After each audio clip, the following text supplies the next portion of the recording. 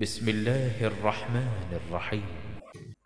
তাহলে আল্লাহ রাব্বুল আলামিন আমার এবং আপনার যে শরিয়া দিয়েছেন, আমাকে এবং আপনাকে যে একটা নির্দেশিত পথ দিয়েছেন, ওহিয়ে মাতলু সরাসরি ওহি কোরআনুল কারীম, ওহিয়ে গায়রে মাতলু সুন্নাতে রাসূলুল্লাহ সাল্লাল্লাহু আলাইহি ওয়াসাল্লামের সুন্নাহ, এই কিতাবুল্লাহ আর সুন্নাতে রাসূল নিয়ে এটা হচ্ছে আমাদের একটা বর্ডার, আমাদের একটা বর্ডার, সীমারেখা, রিস্ট্রিক্টেড মোড। এর বাইরে আমরা কোনো কিছু করতে পারবো না। এর মধ্যেই আওতাভুক্ত যেগুলো আছে এগুলো করতে পারবো, আর সবগুলোই রয়েছে শিক্ষার মধ্যে।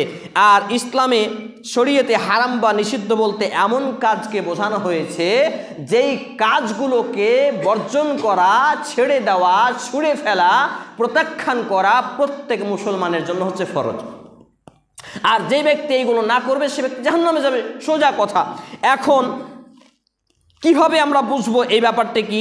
আর যে কাজগুলো আদেশ করেছেন, যেমন আকিমিস সালাহ, নামাজ কায়েম করো, ইতায়ে যাকাত, যাকাত প্রদান করো, ওয়াল হজ্জু, হজ সম্পাদন করো, ওয়া সাওমে রমজান, রমজান মাসে সিয়াম পালন করো, এই যে বিভিন্ন ফরজ ইবাদতগুলো রয়েছে, টাকনুর উপরে পোশাক পরিধান করো, দাড়িকে হস্তক্ষেপ মুক্ত রাখো, গোপকে খাটো করো, কাঁচি দিয়ে ছেঁটে ফেলো, এই যে বিভিন্ন ফরজ ইবাদতগুলো রয়েছে ইসলামে, এইগুলো আদেশগুলোকে মান্যতা করা আর নিষেধগুলোকে বর্জন করা, এটা হচ্ছে ইসলামের সবথেকে বড় ইবাদত। আর কথাটি বর্ণিত হয়েছে মাকালিদুল উলুম পৃষ্ঠা নম্বর 63-তে। আর নিষিদ্ধ কাজ বলতে শরীয়তে বিভিন্ন কিছুকে বুঝিয়েছে এভাবে, যেমন হারাম, যেটাকে সরাসরি হারাম বলা হয়েছে সেটা হচ্ছে নিষিদ্ধ, মানে একবারই করা যাবে না। যেমন জেনা, ব্যভিচার, সুদ, ঘুষ, অন্যায়, অপকর্ম, গান বাজনা, বিভিন্ন কিছু। তারপর রয়েছে মামুন, এটাকেও নিষিদ্ধ বলা হয়। তারপর রয়েছে মাহজুর বা পরিত্যাজ্য, যেটা পরিত্যাজ্য করতে হবে, ছেড়ে ফেলতে হবে। তারপর রয়েছে মাসিয়া, পাপ। তারপর রয়েছে জাম্মুন, পাপ। আর 6 রয়েছে মাকরুহ, যেটা অপছন্দনীয় বা ঘৃণিত বা বর্জনীয়। কিন্তু আমাদের সমাজে অসংখ্য মাকরুহ কাজ আমরা করি, যেমন বিড়ির উপার্জন, বিড়ি বাঁধা, শুধু বিড়ি খাওয়াটাকে আমরা হারাম মনে করি। অনেকেই তো সেটা হারামই মনে করে না। আর এই মাযহাবি ভাইরা তো ফতোয়া দেয় এটা মাকরুহ।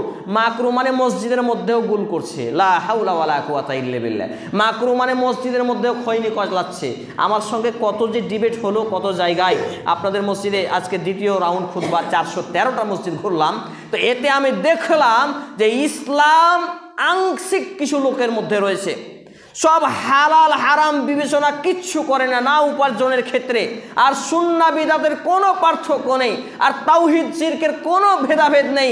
সব ঘন্ট মন্ট করে একবারে খিচুড়ির মতো হয়ে মিশ্রিতভাবে চলছে সমাজ। এইভাবে এইগুলো লুটে খাচ্ছে। আর আমাদের এইগুলো নেই, কোনো চিন্তা চেতনা নেই। আলহামদুলিল্লাহি রাব্বিল